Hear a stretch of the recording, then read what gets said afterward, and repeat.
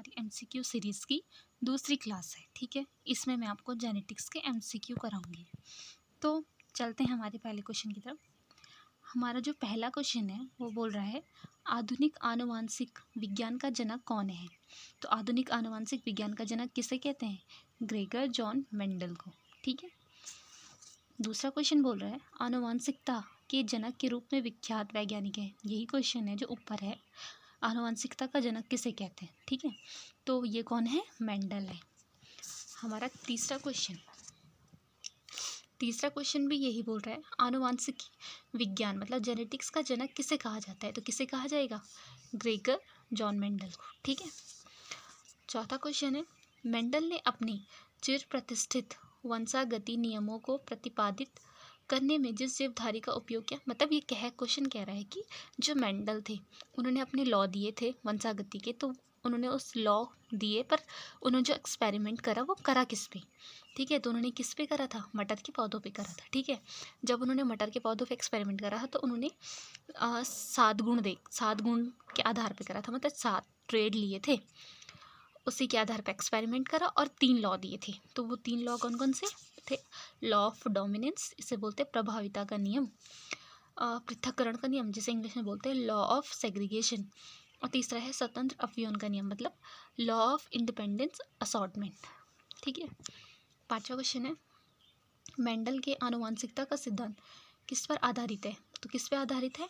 लैंगिक जनन पे। ठीक है, सेक्सुअल रिप्रोडक्शन पे आधारित है। छठवां क्वेश्चन है जीनोम चित्रण मतलब जीनोम मैपिंग का इनसे संबंध है। मतलब जो जीनोम मैपिंग है उसका संबंध है किससे? देखो नाम से ही पता चल रहा है, जीनोम लिखा है तो किससे होगा? जीन से होगा। ठीक है, हमारा 7वां क्वेश्चन है हमारे शरीर में आनुवांशिकता की इकाई, हमारे शरीर में जो आनुवांशिकता की इकाई है उसे क्या कहते हैं? जीन कहते हैं। ठीक है, अब हमारा 8वां क्वेश्चन है जीन है। देखो जीन क्या है?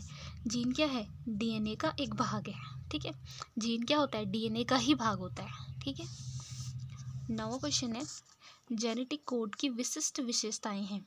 जो जेनेटिक कोड है उसकी विशेषताएं क्या होती है? पहला है यह प्रायः सार्वत्रिक होता है, मतलब यूनिवर्सल होते हैं। यह 3 न्यूक्लियोटाइड क्षारकों का बना होता है जो 20 अमीनो अम्ल के संगत होता है। तीसरा बोल रहा है यह अंतर्व्यायी मतलब नॉन ओवरलैपिंग, गैर अस्पष्ट एवं कॉमा रहित होता है। इनमें एक प्रारंभन एवं एक समापन कोडोन मतलब एक जो स्टार्टिंग कोडोन होता है और एक स्टॉप कोडोन होता है। तो इनमें से क्या होगा?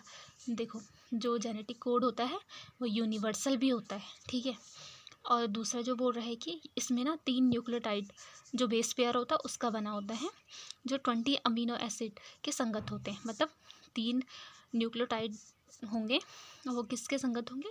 20 अमीनो एसिड के। तीसरा है कि यह क्या होता है? नॉन ओवरलैपिंग होता है। ठीक है, गैर अस्पष्ट होता है और कॉमा रहित होते हैं। और चौथा बोल रहा है इनमें एक स्टार्टिंग कोडोन होता है और एक स्टॉप कोडोन होता है। ठीक है, तो इसके अकॉर्डिंग कौन सा सही हो जाएगा? डी वाला, क्योंकि ये सारे जो इन्होंने ऑप्शन दे रखे हैं वो सारे ही सही हैं। हमारा 10वां क्वेश्चन है जीन के भीतर अनुक्रम आधार में परिवर्तन कहलाता है। मतलब जो जीन के भीतर अनुक्रम आधार में जो परिवर्तन होता है उसे क्या बोलते हैं? उत्परिवर्तन, इसे बोलते हैं म्यूटेशन। ठीक है, इसे बोलेंगे हम म्यूटेशन। म्यूटेशन की डेफिनेशन देख लेते हैं। जो म्यूटेशन होता है जीन के भीतर अनुक्रम आधार में होने वाले परिवर्तन को उत्परिवर्तन कहलाता है। उत्परिवर्तन कहते हैं या फिर म्यूटेशन कहते हैं। मतलब जो कोई भी जीन है उसके मतलब अनुक्रम में अगर चेंज होता है तो उसे क्या बोलेंगे? म्यूटेशन बोलेंगे। ठीक है, 11वां क्वेश्चन है जीवों में आनुवांशिक लक्षण संतान में ले जाए जाते हैं कैसे? मतलब जो जीव हैं उनके जो पेरेंट्स में जो लक्षण है वो संतान में कैसे जाते हैं? तो कैसे जाते हैं? क्रोमोसोम के द्वारा। ठीक है, हमारा 12वां क्वेश्चन है जीव कोशिकाओं में आनुवांशिक लक्षणों के नियंत्रण में निम्नलिखित में से कौन सा उत्तरदायी होता है? देखो मतलब जो जीव कोशिकाएं होती हैं उनमें आनुवांशिक लक्षणों के नियंत्रण के लिए कौन उत्तरदायी? मतलब साफ साफ कह रहे हैं जो जेनेटिक्स के लिए जो उत्तरदायी होता है वो होता कौन है, कौन होता है, डीएनए होता है। ठीक है, हमारा 13वां क्वेश्चन है, डीएनए की निम्नलिखित में से किस विशिष्टता ने उसे पीढ़ी दर पीढ़ी आनुवंशिक सूचना संग्रह करने और प्रेषण करने के लिए अद्वितीय रूप से उपयुक्त बनाया है? तो किसने बनाया है? 2 स्ट्रैंड्स की पूरकता ने, मतलब जो डीएनए में 2 स्ट्रैंड होते हैं तो उसी की वजह से वो क्या है, पीढ़ी दर पीढ़ी क्या रहता है, स्टोर रहता है। ठीक है, अब हमारा 14वां क्वेश्चन है, लैंगिक जनन से आनुवांशिक विचरण कैसे होता है? तो जो बोल रहा है कि जो सेक्सुअल रिप्रोडक्शन होता है उससे आनुवांशिक विचरण कैसे होता है? बोल तो ऑप्शन ए है जीन के ब्लेंडिंग से, क्रोमोसोम में बदलाव से, और क्या बोल रहा है, जीन के मिश्रण से, या फिर उपयुक्त सभी से। तो किससे होता है? उपयुक्त सभी से होता है। इसका एक्सप्लेनेशन देखते हैं।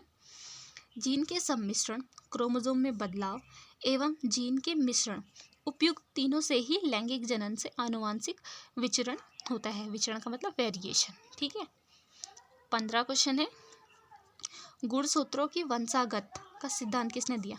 मतलब जो गुणसूत्रों का वंशागत मतलब क्रोमोसोमल थ्योरी ऑफ हेरिडिटी किसने दी थी? सूडन और बोवरी ने। ठीक है, 16वां क्वेश्चन है, जीन अणु डीएनए मतलब की संरचना को सबसे पहले किसने रेखांकित किया था? किसने करा था? जेम्स वाटसन और क्रिक ने। इन्हें इसके लिए वो भी मिला था नोबेल प्राइज डीएनए के डबल हेलिक्स मॉडल के लिए। ठीक है, अब 17वां क्वेश्चन देखते हैं।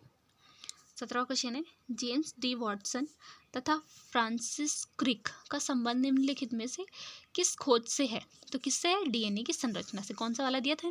डीएनए का डबल हेलिक्स मॉडल दिया था। ठीक है, वाटसन और क्रिक ने।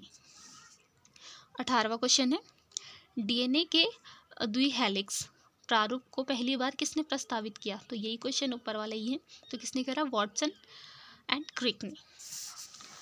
19वां क्वेश्चन है, नोबेल पुरस्कार विजेता वैज्ञानिक जेम्स डी वाटसन को किस कार्य क्षेत्र में अपने कार्य के लिए जाना जाता है? तो किस में जाना जाता है? आनुवांशिकी में। ठीक है, आगे हमारा 20वां क्वेश्चन है, डीएनए की द्विकुंडलिनी संरचना किसके द्वारा की गई थी? मतलब डीएनए का डबल हेलिक्स मॉडल किसने दिया था? वाटसन और क्रिक ने।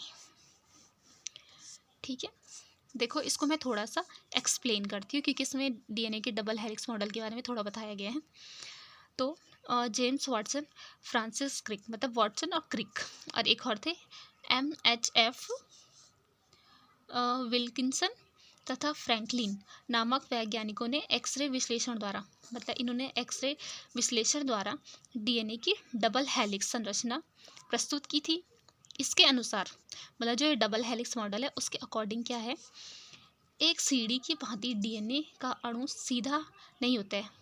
मतलब जो डीएनए का मॉलिक्यूल होता है वो सीधा नहीं होता है। ठीक है, बल्कि वो ऐसे स्पाइरल फॉर्म में होता है, अर्थात डबल हेलिक्स मॉडल में डबल हेलिक्स होता है, मतलब ऐसे ऐसे होता है। ठीक है, संरचना के रूप में होता है। एक डीएनए कुंडली में एक पूरा घुमाव 3.4 नैनोमीटर का होता है। मतलब जो एक डीएनए का हेलिक्स होता है तो उसका एक पूरा टर्न कितने का होता है? 3.4 नैनोमीटर का। इस पूरे घुमाव में कितने न्यूक्लियोटाइड होते हैं? 10। ठीक है, मतलब एक पूरा टर्न कितने का होगा? 3.4 नैनोमीटर का।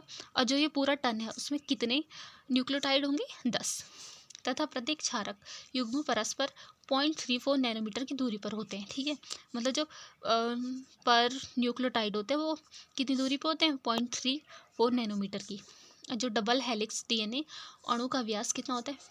मतलब उसका डायमीटर कितना होता है? जो डीएनए अणु है उसका डायमीटर होता है 2 नैनोमीटर या फिर 20 एंगस्ट्रॉम। हमारा 21वां क्वेश्चन है, डीएनए की खोज किसने की? किसने करी थी डीएनए की खोज? देखो इसमें जो ये जेम्स वाटसन एंड क्रिक इन्होंने क्या दिया? डीएनए का डबल हेलिक्स मॉडल दिया। ग्रेगर जॉन मेंडल ने हेरिडिटी की खोज करी। ठीक है, ये सब है। तो इसमें ई वाला ऑप्शन सही हो जाएगा, क्योंकि उपयुक्त में से एक से अधिक इसके आंसर हो रहे हैं। ठीक है, इसका एक्सप्लेनेशन पढ़ते हैं। यह एक गलत धारणा है कि डॉक्टर जेम्स वाटसन और फ्रांसिस क्रिक, MHF विल्किंसन तथा फ्रैंकलिन नामक वैज्ञानिकों ने DNA की खोज करी। वस्तुतः इन वैज्ञानिकों ने एक्सरे विश्लेषण द्वारा 1953 में DNA का कुंडलीकार विन्यास प्रस्तुत किया था। वास्तव में DNA की पहचान सर्वप्रथम 1869 में स्विस रसायन शास्त्री फ्रेडरिक मिसर ने की थी। ठीक है, अब इससे आगे हम इसी चैप्टर को नेक्स्ट क्लास में डिस्कस करेंगे।